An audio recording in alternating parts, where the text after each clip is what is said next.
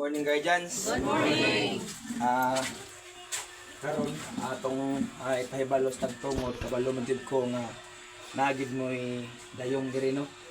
Mohangyo lang gid mi sa kinatibuk ang grupo sa dayong gikan sa paggawas sa balay hangtod sa paglubong kami lay mogunit sa lungon.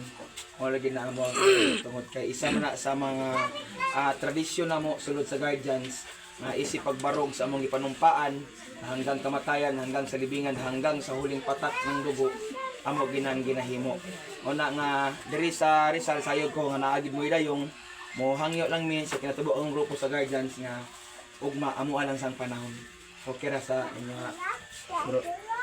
Unya karon gabahin sa amo ang pagtinabangay muhatag mi og pasiunang tabang sa amo ang grupo.